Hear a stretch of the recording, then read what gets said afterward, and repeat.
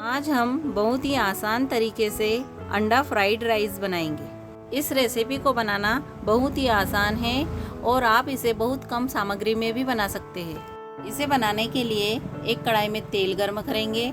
तेल गर्म हो जाने पर उसमें जीरा, कटी हुई हरी मिर्च, प्याज, टमाटर और थोड़ा सा नमक डालकर इन सबको अच्छे से भून लेंगे। हमें इसमें नमक कम ही डालना है क्योंकि हमने चावल को पकाते समय उसमें नमक डाला है। प्याज हल्का सा ब्राउन होने लगे तो इसमें हम पके हुए चावल डालेंगे और इसे मिला लेंगे।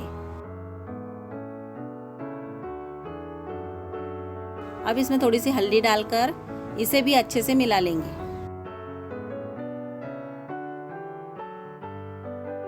अब इसमें अंडे फोड़कर डालेंगे।